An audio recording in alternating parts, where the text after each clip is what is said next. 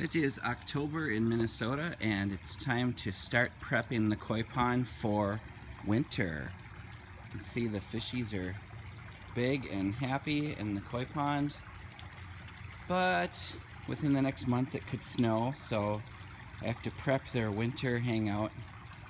They'll be winterized for 5 months because when the temperature drops in Minnesota, it gets so cold my pond would freeze solid. And I purposefully built a koi pond that was shallow so you could enjoy watching the fish all the time. So what I'm doing is I'm pulling the lily pads out of my pond to start. You can see here I have already pulled them out and started clipping them. And what I'll do is I'll take them and put them over here in the shed where I winterize them. And I have a 150-gallon koi trough here. I already have one in there. Here's the second one. So I'll put 4 of them in there. And I already put the water conditioner in the pond so it can start, building beneficial bacteria up in the water with combination with the plants. That'll start prepping the water for like a healthy environment for the fish to live. So what I'm going to do is put 4 of my lily pads in there, and then the fish can kind of swim around it, but they basically hover in there for the winter.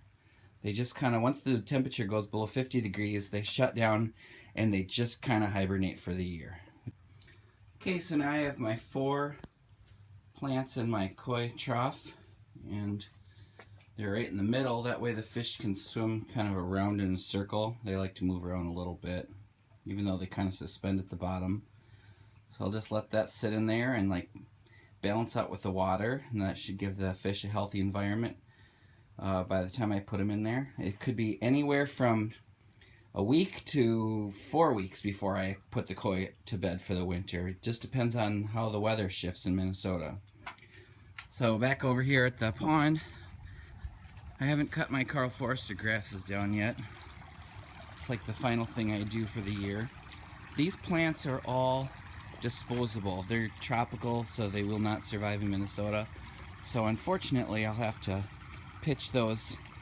But another thing I can do is take my net and scoop out all the leaves. So I'll just do like a light cleaning of the pond with any leaves or debris that's fallen into the pond.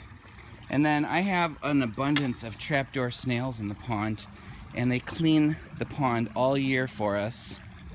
And what I'll do is I'll catch those and I'll put those in the koi trough also. That way they can survive the winter, because I put a cattle trough heater in there. So let me find one for you. Here's one right here. So you catch it and it closes its trapdoor. These are the best pond cleaners ever. Anything that dies in the pond or things that break down, these guys eat them, and it keeps your pond nice and clean.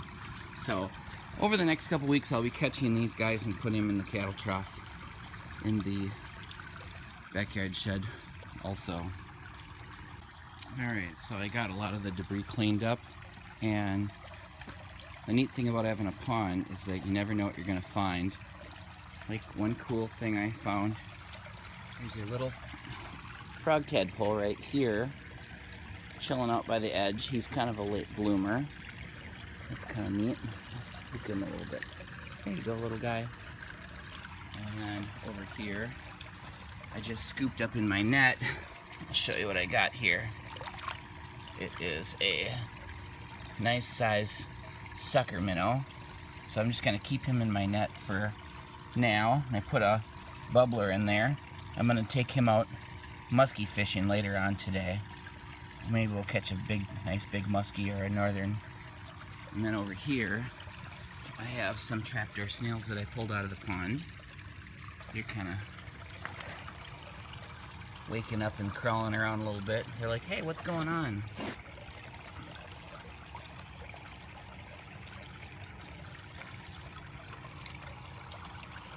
Get a nice little angle of that.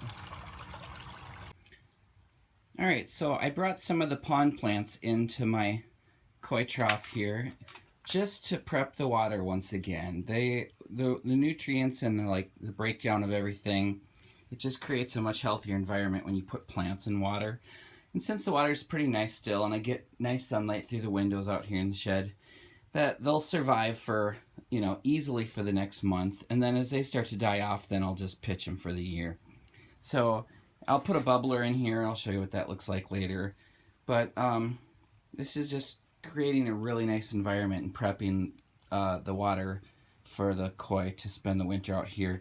Here's a little bucket of trapdoor snails I brought in from the pond. So I'm just going to take these guys and gently dump them into the water. We'll put all of them in there, and they will come out and start slithering around and hanging out, and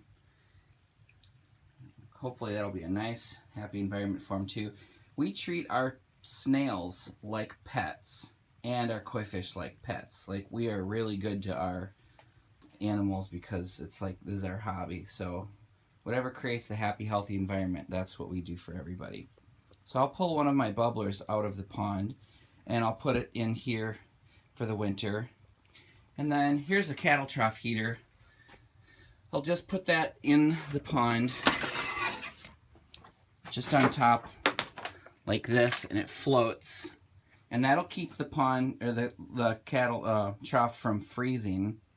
And, you know, this is like the 5th or 6th year that we've done this, so it creates a really great environment for the fish and for the snails to hibernate for the year. There we go, a little bubbler plugged in. Nice ecosystem. I'll let this sit for a while, and then whenever the weather starts to change, we'll put the koi in there, and stay tuned for our next video. Thanks for watching.